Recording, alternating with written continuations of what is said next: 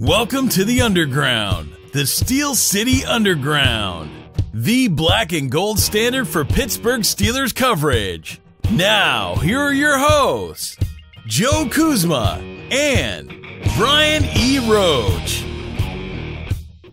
Hello, everyone, and welcome to another edition of the Steel City Underground podcast presented by MyBookie. That's right, MyBookie's back for Super Bowl week for all of Steelers Nation to bet against the New England Patriots because, you're not going to bet for them, right? Although I guess there is some rule of thumb against betting against Brady and Belichick. But more on that later, including a special promo code for you to get a sign-up bonus with MyBookie. Head over to mybookie.ag. My name is Joe Kuzma. I am the safe bet, but if you want to gamble and, risk it all, you may want to place your money on one Killer B, Brian E. Roach. What's up, Brian?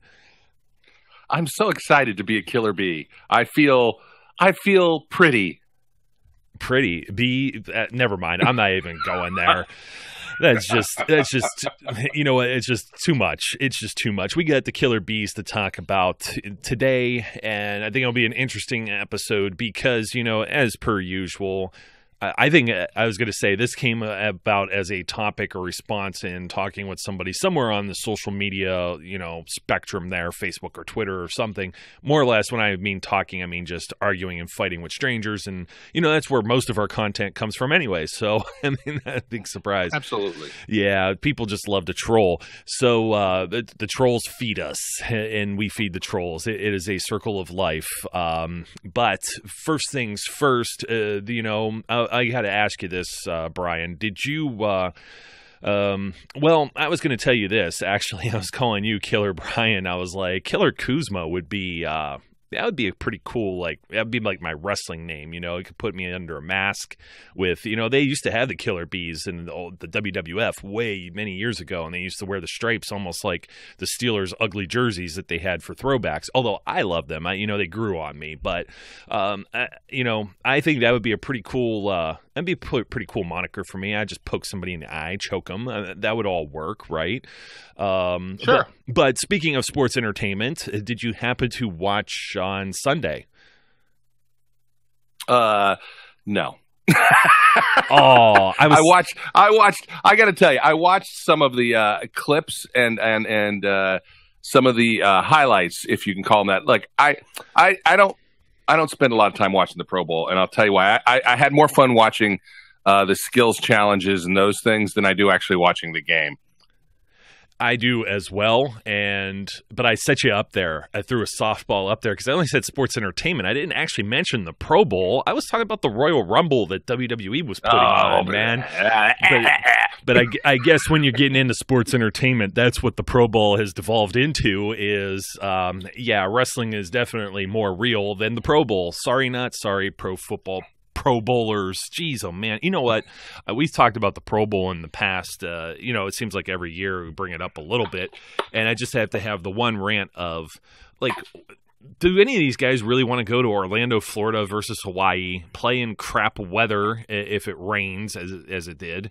And do they want to they play a week before the Super Bowl, so theoretically the best teams have the best players and the best teams are in the Super Bowl, so the best players are playing in the Super Bowl and not the Pro Bowl. Henceforth, the Pro Bowl is watered down, even worse and more stupid than it was to begin with. Yeah, it used to be, they played it after the Super Bowl. It was always in Hawaii. People who were voted in always went because it was a trip to Hawaii, because they didn't have another game to prepare for. I get it.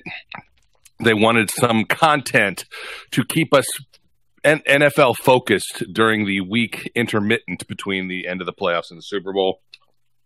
For me, this just doesn't work. I would put it back after the Super Bowl, make it the epilogue to the season, and let them go to Hawaii and have some fun. One thing I had considered was, what do you do during that week where there's no football rather than the Pro Bowl? I wish, I don't know if the teams would be up for this, but I would love, I bring up a lot of things with the soccer world. I wish other sports would do this too, by the way, is the third place game. I wish there was like a third place game. And it's almost kind of like the idea of the Olympics too, where you have the bronze medal game. And I guess you're really playing for something with the bronze medal, so you'd have to kind of, I don't know how you would entice or make it worth anything. And would these guys sit out like the college bowl games and stuff, where the diva is worried about playing. But that might make it interesting too, because then instead you get to look at guys like maybe Ben doesn't want to play, or Ben's banged up, or AB left his teddy bear at home and he's not going to show up because he's got to go and get back and get it.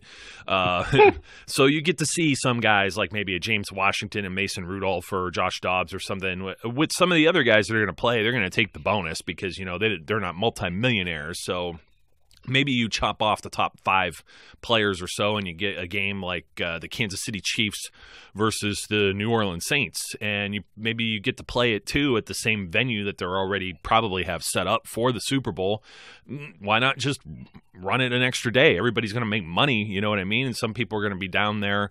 They're going to be down there just because it's the Super Bowl. Some people might take the whole week off because you got things going on, all kind of fan stuff, and you could really do some cool stuff with that. And then you don't worry about the Pro Bowl, maybe not at all, or maybe you move it back to Hawaii and after the Super Bowl, and you get some of the Super Bowl players that play in it, and it actually feels like an honor. And I had some ideas on the Pro Bowl too, and not to belabor this because everyone's just going to say it's stupid, get rid of it. But I really like what hockey does, where they have teams by division and they kind of play like a little tournament, and you have like one division versus the next, and then they win, and then they play the other winner from the other side of the bracket in like a championship. I don't know if that would work football with 8 divisions, but I don't know. You know what? If they're just not going to play at all, I wish they would.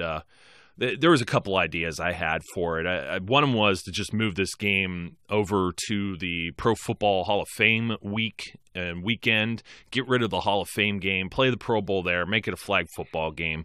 Then you get all of the stars in one place, which would be kind of cool, but then you're going to Canton, Ohio instead of Hawaii. So it's even less enticing than Orlando. Canton, don't get me wrong, Canton, Ohio in August, it's nice weather. That's high time for tourism in Canton. But I was going to say the other part of that too was, you say the skills challenge. I'm like, if you're going to do the sports entertainment type thing, why don't you just do like something similar to the college overtime rule? And if you chop up and have a few teams, or just the AFC, NFC, I don't know that you could sell a ticket to that, but maybe you just put everything under one roof under a few hours instead of, this heavily edited skills challenge thing. Let's throw it within 1 hour, and it just, it feels disjointed and sloppy. It's like you're watching a replay of it instead of watching it live, which I think kind of takes away from it. Yeah, I just am not convinced that this is everybody's attempt to have an all-star game, and I'm just not convinced that it's a great premise for pro football because of the violence of the sport, because of the potential for injury and all those things. And so I understand how it's always going to be a bit of a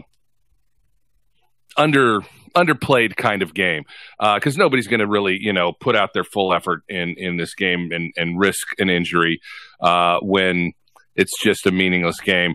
I find that idea of the third place game interesting, but at the same time, it's different from, like you say, the Olympics, where getting a bronze medal is kind of a cool thing. I don't know that in the NFL anybody cares about who's third.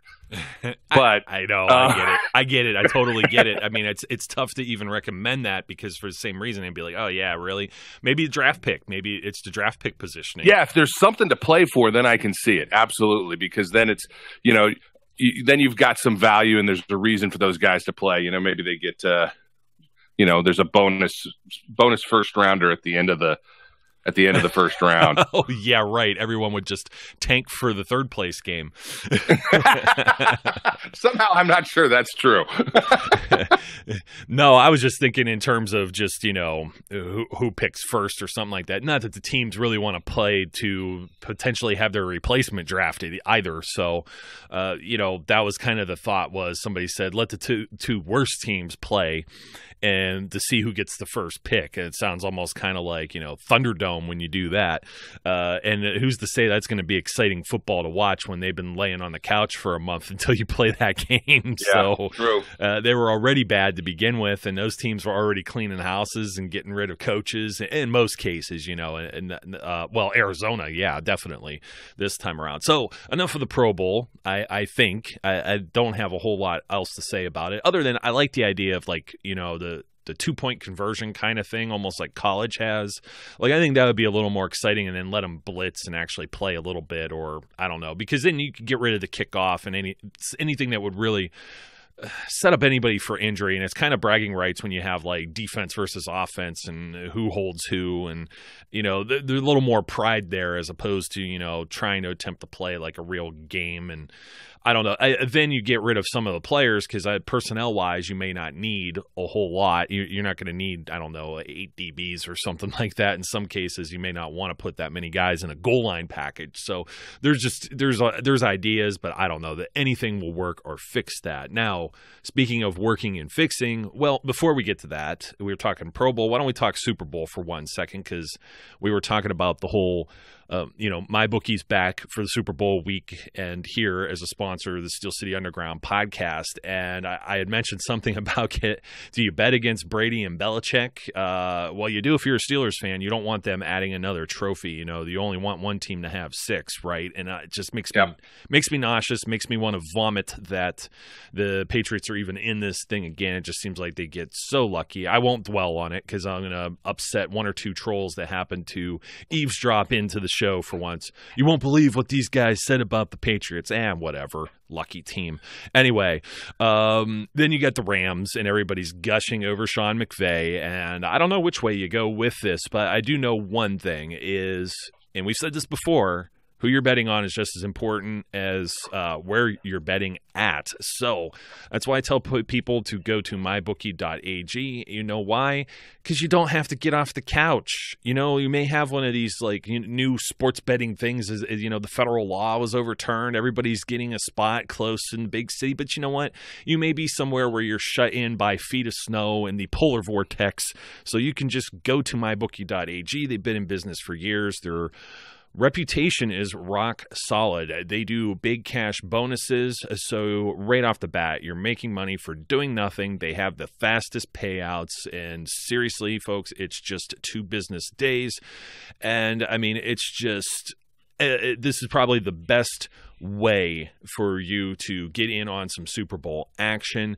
So if you join MyBookie, now they'll match your deposit with a 50% bonus if you use the promo code SteelCity to activate the offer. So visit mybookie.ag today. You play, you win, you get paid.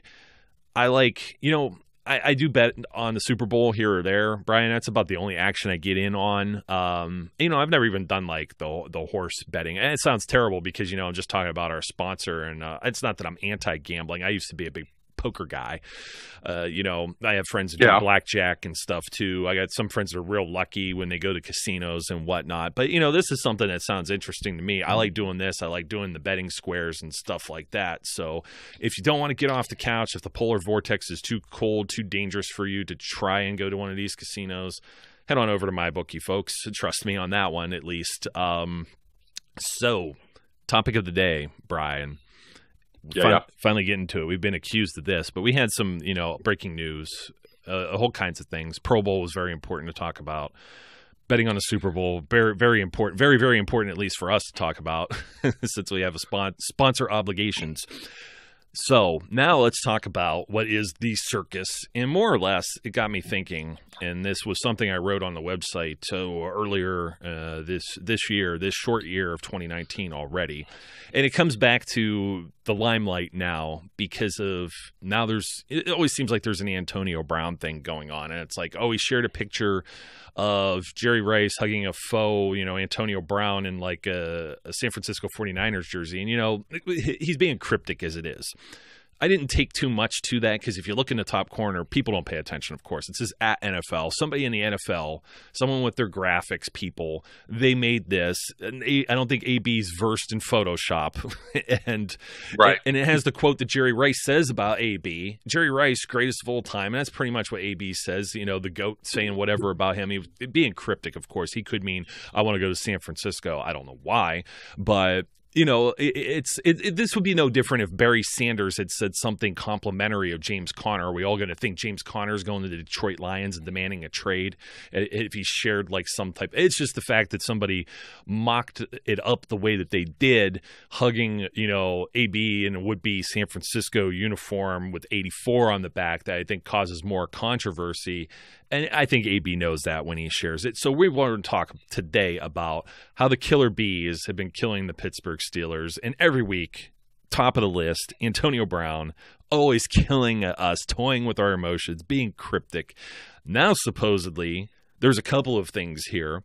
You get a report from Ian Rappaport that says the Steelers have been seeking trade offers, but a whole completely separate tweet to this addendum says that the Steelers have not permitted his agent or himself to speak with other teams, which, that's kind of party to, a trade deal usually.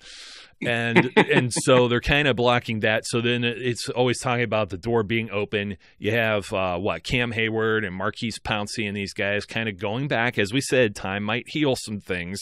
These guys going back and saying they want him to return to the team, to be part of the team. Marquise Pouncey mentioned, his brother Mike plays for the Chargers, twin brother actually.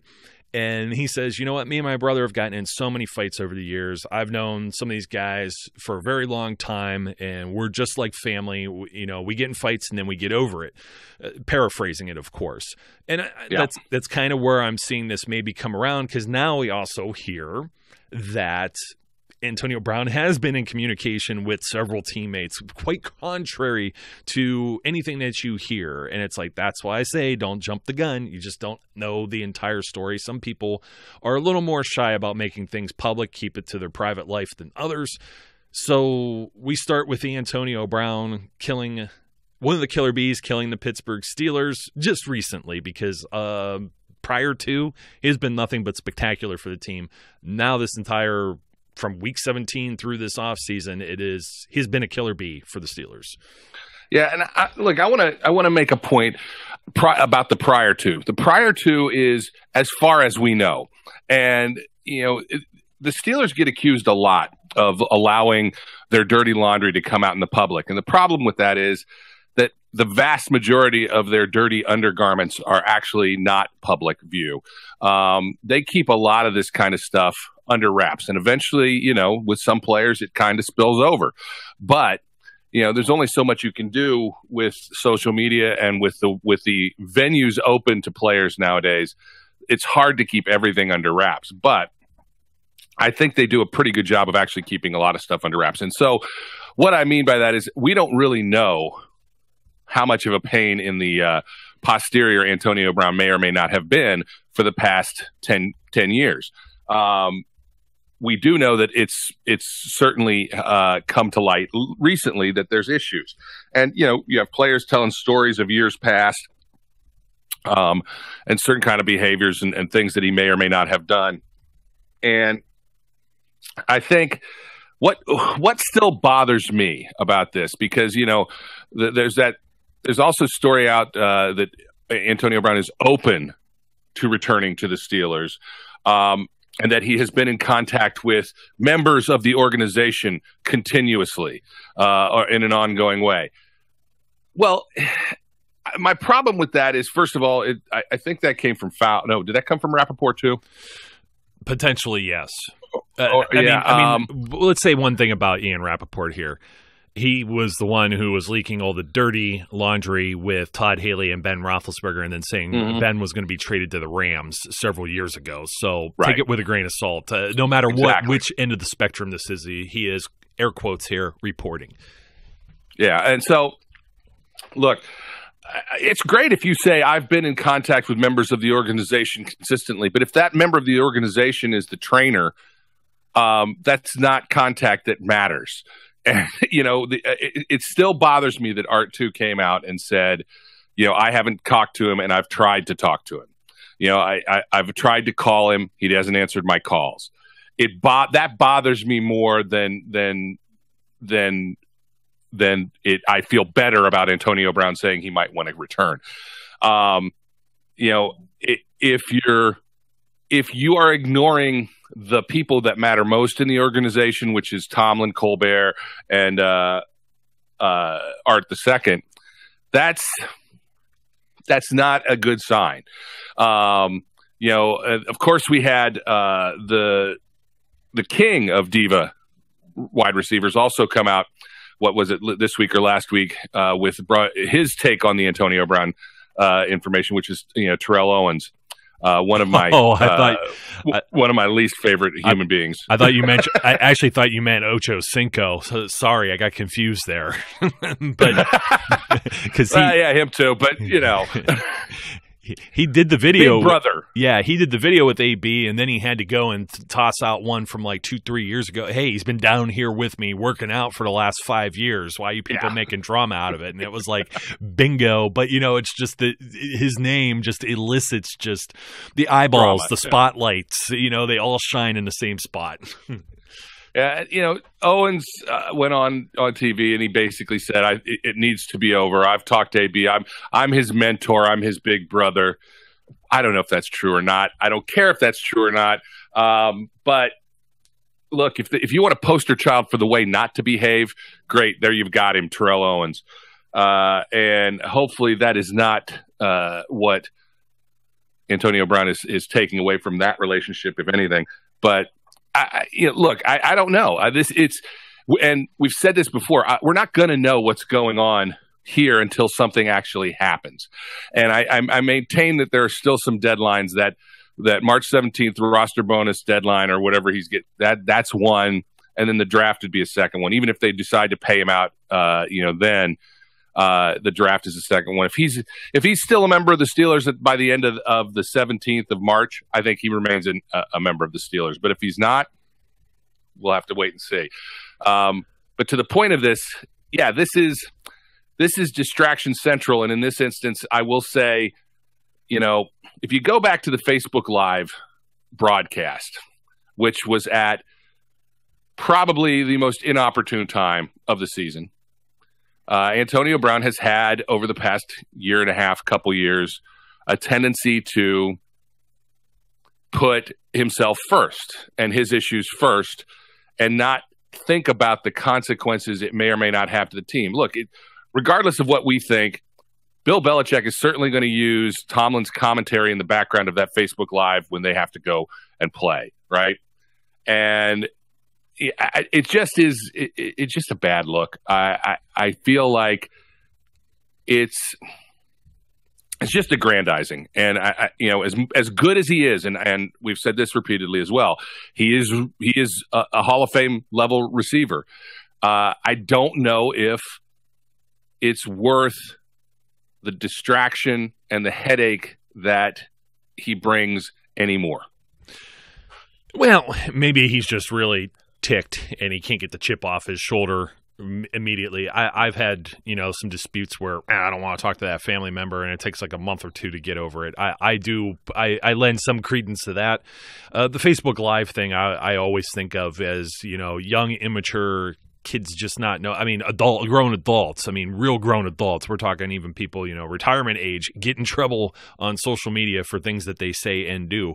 And it's not exclusive to any background whatsoever. I wanted to say age just because immature, but I think kids, just some of these guys that, they're younger, they come out of college or whatnot. Now, granted, AB was probably, he's mid-20s and he's a family guy with a bunch of kids. You'd think he would know better at that point, but, it's the same thing. You're living this celebrity lifestyle and stuff, and you're also a pro athlete, so you're kind of in a different bubble than 9-to-5 type person, right?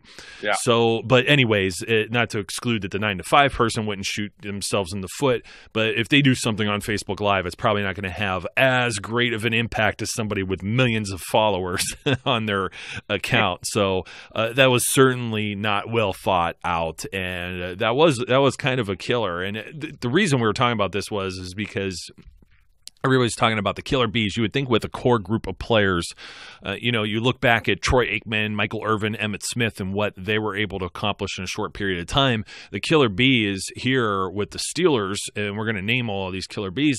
There's no hardware to show for with this. I know it's very upsetting to some fans, and there's other things there too, because of course Dallas had a good defense as well as a tremendous offensive line back then, just for one comparison to another team. But I mean, you kick over to the next name when you talk about killer in quotes, bees of this group, and it's Le'Veon Bell. And Bell has been a killer in many ways. Obviously he had some inopportune injuries, of which you can't fault him for, but it obviously killed the team at points where they had to replace him or think about a replacement or cause even more problems with like a LeGarrette Blount when you're thinking of backups in emergency care situations there for, if Bell got hurt. Now, Bell also being suspended, they had to have somebody like a D'Angelo Williams. And then when Bell is threatening to not play on a franchise tag or holding out and not signing a new contract or an extension and rapping about getting paid, obscene amounts of money, setting the benchmark for the running back market and all these different things, then you go out and get, James Conner, and you got all these different things. And I think that's been slowly eating away at the organization when you talk in terms of killing and killer bees. Bell was definitely a part of that group.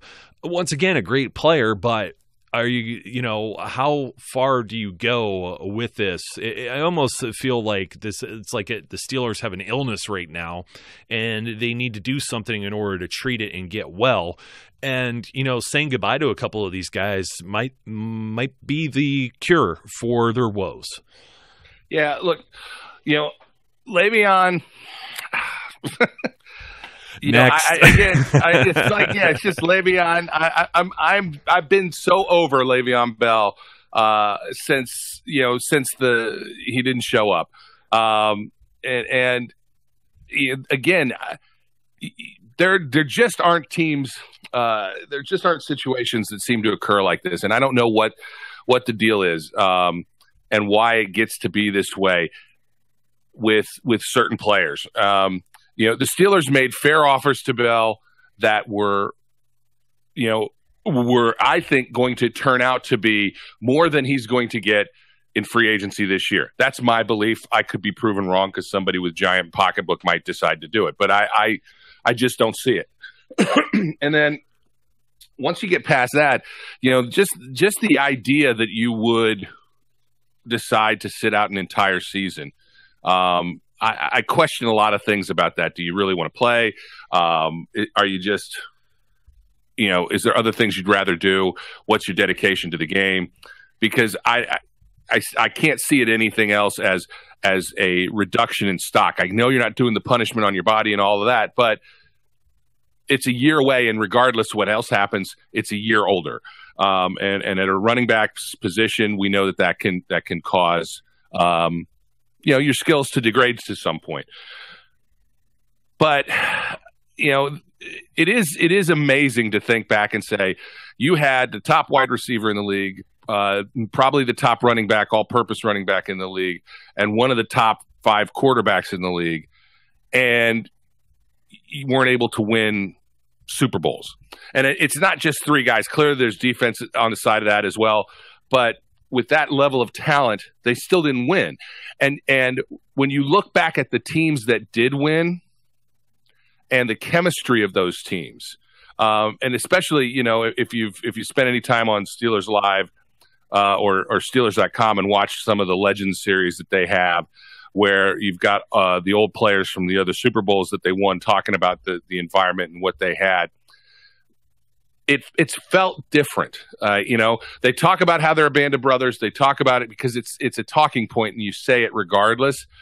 But the chemistry of the team that as it has been the last couple seasons doesn't feel as tight as it did when you had guys like Palomalu and Woodley and Potsy, James Ferrier, and Heath Miller, and some of these guys that have a different kind of character and attitude in some ways towards playing the game. So, you know, there is one member of the Killer Bees that I think it's hard to say we can move on from. But I do wonder, I think your question is a valid one. Are they going to get, if they don't have Antonio Brown and they don't have Le'Veon Bell, does that actually make them a better team? Maybe not as talented, clearly not as talented of a team, but does it make them a better team? And that's a valid question. Man, I don't know. Chemistry-wise, as a team, as a unit, as a group, as you know, of guys banding together for a common goal, perhaps. Actually winning and losing football games, debatable. So there's there's two sides to that. And of course, the reason Bell even comes up in this, and we have one that's long past sailed, the ship has sailed, but we are talking Killer Bees. But there's also the reports of, well, hey, wait a minute, the Steelers could still be in the running for this year. And you made a very valid point of, he could go out and test free. First of all, they could still tag him. Maybe not a franchise tag, but a transition tag, and make the first offer. And guess what? The one he brings to the table, be careful, because he's going to think there's going to be all this money out there. He may just retire. I mean, he may find out it's just not what he wants to do. It's not what he wanted to get, because I think he has enough pride, at least himself, or maybe it's arrogance, you know, whichever way you want to look at it. But I think he's going to stick. If you set out an entire season, he's sticking to his guns. That's what I'm trying to get at. And if he's going to stick to his guns enough and he's not going to get an offer that he's looking for, he may just not play again. Who knows? I look at Bell's situation, and you know, that's just kind of mind blowing to think. You know, Art Rooney too pointed out that, you know, they may still talk with him. It still may be a thing with discussions. He may find out the grass isn't greener, but I think that door's shut. I think it's slammed shut because you have James Conner. How do you put James Conner on the bench and then overpay for a running back that's going to be 28 next month in the middle of February? I don't know that you can. I have one parallel here for you, Brian, because I know fans, they get upset and, you know, they think about certain things, whether you agree or disagree with a player sitting out. The Steelers have actually encountered this ages ago. Do you happen to remember the 1988 season by any chance, Brian? And one Mike Merriweather? Absolutely. Yeah, Mike Merriweather played 6 seasons for the Pittsburgh Steelers. From 84, 85, and 86, he was a Pro Bowl outside linebacker. And he had a dispute with the team, over his contract. And he sat out the entire 1988 season before the Steelers traded him. Mind you, he was turning age 29 at that point, so he's 28, same age here as Le'Veon Bell. And Merriweather was traded to the Minnesota Vikings for a first-round pick in 1989. And I'm actually trying to see here what that I just had it a second ago, and I completely lost it. I'm going to find out what they used that pick for. And I have a guess, actually. I'm thinking it's Rod Woodson, but I don't know that offhand. So give me a second here to pull that up. But it's not the first time that they've dealt with this type of thing. Now, let's talk about one other guy that was a member of those Killer Bees with a lot of off-field turmoil And they had a lot of patience with this particular player, and that's Martavis Bryant. And that's somebody else that they sent packing for a draft pick. Thank you, Chucky, once again, this past offseason. But it still had an impact because you still had to replace Martavis Bryant, whether that was drafting James Washington. We don't know if that's the actual, we don't know. I mean, Martavis's production wasn't quite where it was prior to his year-long suspension, quite what we thought it would be. But, he was still a deep threat, still fast, big player, big target, all of these different things, these different intangibles that you now have to make up for. And they had to make up for it on the fly when he was suspended for several games. Not really hurt, but he was hurt, kind of here nor there, a game or two here or there. So really, it was his off-field things that kept him off of the field, and the Steelers had to keep compensating for it, and he was definitely a killer bee, and he was hurting the Steelers by his off-field, I'm just going to say issues, I think is the best way to say that. Absolutely. Martavis Bryant was a guy that, a lot of us here really had high hopes for. It didn't work out. All we can do is hope that eventually he gets his life in order and can make something out of it. But it's really hard. I mean, it's hard when you are a dynamic part of an offense, when you are a cog that is in many ways valuable to what you're doing, and you're just not there. You're not available. We've said it a million times. The best trait is availability. And when you're not available, man, it doesn't matter how good you are or aren't. And I just marvel at the fact that they got a 3rd-round pick. Yeah, for that. I'm the same way. You know what? I think I jumped the gun on my picks here. I was looking up that Vikings picked 2 picks in the first round for the Steelers of the '89 draft. I dread. Let's go with the later round pick here, 24th overall, Tom Ricketts, offensive tackle. Then they also selected 7th overall, Tim Worley, running back, Georgia. Yeah. So, careful. He was going to be the savior. He just wasn't. Yeah. I mean, that's one that's kind of, you're still chewing on that. So when everybody's like, go out and get a high pick from one of these other teams. Well, but I will say the '89 team turned it around and actually made the playoffs. So you do have that. '88 they were 5-11. They come back in '89 and go 9-7. So, but yeah, I jumped the gun there on the draft, and I was going to be like, oh, look at this great pick they got. Well, guess what? I set everybody up. They didn't have a great pick. It didn't work out that way. No, it did not. It did not work out whatsoever there in that case. So continuing on with our killer bees. I'm trying. Let's just go with the one that everybody says, because they say we don't say enough about him, but we'll save him for last. Let's go to Chris Boswell. Everybody wanted to make him a killer bee. I think he killed enough. He was season. The killer bee last year. Look, I love Boswell. You love Boswell. I hope that his mind is straight and his leg is straight, and that he's not injured or whatever goes on this year. But man, there's just too many games you can directly point at that foot not getting the ball through the uprights that causes a loss. And he was a killer of the bees last year. There's no question. Yeah. By the way, Woodson was 87, first round pick. So I was off. And also a guy who has been known to hold out for contract, et cetera, et cetera. So much beloved though. And that's the other thing. I was talking about this, speaking of Rod Woodson, one of my heroes, by the way, childhood heroes for sure. Definitely. I got that mixed up, the 7 and the 9, looking at this, cross-eyed. I need some glasses, Brian. So, okay. But anyways, my beloved Rod Woodson didn't always play for the Steelers. And I know there was a lot. It's like, so if you leave the Steelers and then you can't come back, because I was having this debate with someone about whether or not Antonio Brown, he'll be forgotten just like Santonio Holmes. I'm like, wait a second, Santonio Holmes is forgotten? Like, these guys leave. Some people have already forgiven James Harrison. And oops, I said the name. He shall not be named defense.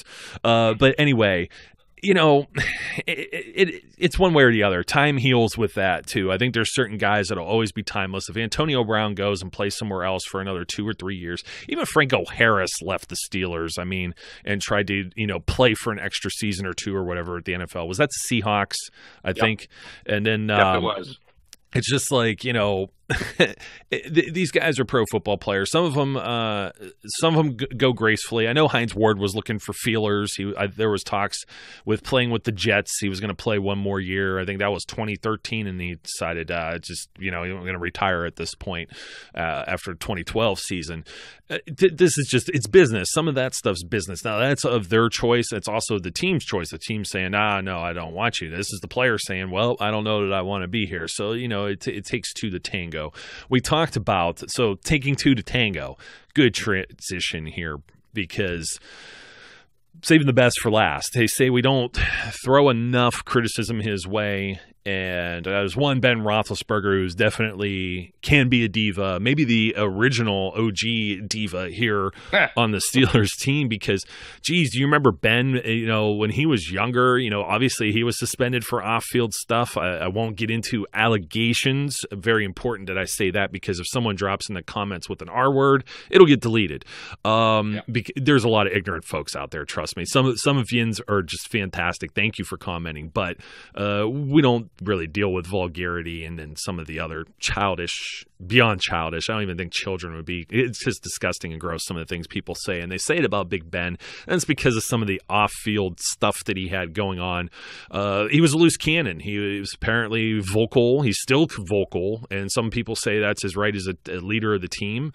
But you don't hear, and maybe it's because Marquise Pouncey flies under the radar as a center, but Cam Hayward's defensive captain. You don't hear necessarily the same kind of gusto. Maybe it's just because these guys aren't on like a weekly radio program where they have people asking them questions and they're answering right off the cuff. You know what I mean? I think Ben needs a PR person to sit there and like pass notes across the table, even if it's just his wife. No, don't say that. Just write NO, big Sharpie marker. Don't say it. He said it. The cat's out of the bag. Oh, don't forget, he also got in a motorcycle accident early in his career during the off season. Definitely a lot of drama surrounding this guy. So you talk about the killer bees, and Ben is one of those bees. He's one of these guys putting up gaudy numbers like he just did this season. Now people are asking, is he forcing the ball to Antonio Brown because Antonio Brown is the headache and the problem, and you need to feed the ball to Antonio Brown? Or maybe is it Ben? Some of these passes, it's not like he didn't try forcing a pass to, say, Vance McDonald, for example, and had it intercepted. Or, some of it's just great plays. It happens to be targeting AB, but you had Jalen Ramsey come up with a pick. That was just, did he really catch it? Darn it, you know what I mean? You slam your drink over on the side or something watching this game. And the one that really was this year's big piece of drama, but prior, obviously, the Todd Haley stuff, the retirement stuff. Ben strung this along. Did he come out in public and tell anyone, no, I'm not going to retire? He said his words after the AFC title game, maybe I'll be back, and didn't talk to anybody practically, or that we knew of, at least not publicly, until you got around past the draft and then into training camp and that. And he's been critical of other quarterback draft picks that the Steelers have made, kind of like, are they going to shove me out the door? We all remember the thing where he said he wasn't going to mentor Mason Rudolph just about a year ago, right? It was right after the draft. They got him in an interview. And then he's been caught on tape after the Denver Broncos game when they finally, that winning streak got snapped. And he said, Pouncey blocked the nose tackle too far back. And was that Shelby Harris, I think, that caught that pick. And, that was intended for Antonio Brown. Well, if I could have thrown the juju 4 times, I would have. And then everybody strings this together, and, you get hit pieces like NBC put together, or was that ESPN? I think it was NBC put together that package, like a Sunday night or Pro Football Talk type thing, where they strung all of it together to make it look like it was a seamless thing of, this friction between Ben and Antonio Brown. But at the same time, if he wouldn't have said or done some of these things or these actions with this drama, the killer part of being a killer bee, about his other fellow killer bee, maybe we wouldn't be where we're at right now. Maybe. Look, I also don't want to delve into the past, because I will say this, when Ben came into the league, he was a man-child. Look, he was it's a frat boy mentality, right? And a lot of these guys come in and they have this entitlement personality and they maintain it. The one thing I will say about Ben is at least he learned from his youthful mistakes and has cleaned up his act in every way that we can think possible. I mean, he's gotten to be much less. There's much less off the field stuff with him other than him opening his mouth. Now, that's the thing about what you have here. You still have a guy who, in his mind, and this is why I can accept this. In his mind, he thinks part of leading these guys is essentially what other people think of as throwing them under the bus. Sometimes he feels like it's necessary to call them out. He did it with Martavis. He's done it now with James Washington. The guy he never seemed to do it with before was Antonio Brown, but that happened this year. And I think a large part of that is because, there's a different dynamic now. You got a guy like Juju, who is not Antonio Brown. Okay, let's be clear. Juju's a great receiver. I love where he's going. I love how he's developing. He's not Antonio Brown. But, Juju is where he's supposed to be on every route. He's not young enough to freelance, he is young enough. Yeah, he's young enough that he doesn't freelance, I guess is what I want to say. He runs the routes as they're designed. AB freelances a lot. And that means that sometimes if Ben misses it or doesn't see where he's going or isn't on the same Wi-Fi network with him, that they're off target. And I think, that can translate not just in some of these plays where he's forcing the ball, or it looks like he's forcing the ball to Antonio Brown, but he's a gunslinger mentality guy, right? And he said this repeatedly, and I'm going to say this repeatedly. I understand he led the league in interceptions last year. I also understand his interception ratio and percentage was in line with where he was. He simply threw the ball a lot more this last season than he normally did, and therefore he had more interceptions. But it was actually not even as high as his average interception percentage rate. So they just were bad interceptions sometimes. And yeah, I just don't know the dynamic, because you didn't have this kind of talk in past seasons, and I think a lot of it gets taken like the Pouncey comment. Oh, Pouncey, that was more of I don't feel like he was blaming Pouncey for blocking the guy back. He was saying, who knew Pouncey was going to blow this guy up so bad? I also think, is it possible Antonio Brown didn't run the route the way he should have? Sure it is. It's also possible that that's true. Is it possible Ben just screwed up? Absolutely. Because he has made some dumb reads. There's no question about it. So is every other quarterback. Look, Tom Brady made the exact same interception Ben did in the Kansas City game. So, it's not just that, he's going to make these mistakes. But as you said, the flip side of all that stuff that he does is then you have the comeback in the Jacksonville game. Then you have all these fourth quarter comebacks. You have it when he's on. Man, he's the guy you want there. And so it's kind of give and take there. Now, that all being said, is Ben a diva? Absolutely. Does he cause more drama right now than he should? I don't know. I would prefer he kept it all in-house. Perception. But if that – yeah, it's perception. I would prefer that he didn't, go on his radio show and, call out players. I would prefer that. But if that's the way he thinks is the right way to get to these guys and get them to perform, who am I to say? I don't think – I think Ben is a better teammate now than he was early in his career. But does that make him a perfect teammate? Absolutely not. But if you got a member of the Killer Bees that you cannot move on from, and expect to have the same production, it's Ben. It is a quarterback-driven league. Look, we saw how Antonio Brown performed when anybody but Ben was throwing him the ball. It wasn't the same. Wait a minute. Don't make me say it. Except for Landry the GOAT. Yeah, we saw, we saw Ginsburg on Twitter, saying, hey, somebody else gets it. He said, bring back the GOAT, Landry Jones. And I put out he said, hey, they made the playoffs 4 straight years while Landry Jones was still there. He wasn't there this year. Coincidence? And I said, I think not. Of course, this is all tongue in cheek. Somebody's going to be like, are you a day drinker, Joe? So it gets started early.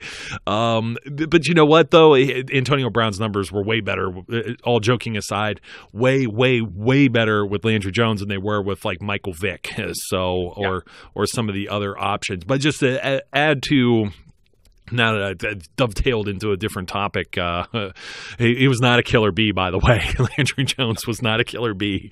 We're talking about, we're talking about interception. It's more turnovers than the Steelers had the year before, which kind of sucks. And like I said, perception, it's more or less, here's the thing with Ben and AB. It looks like playground football at times.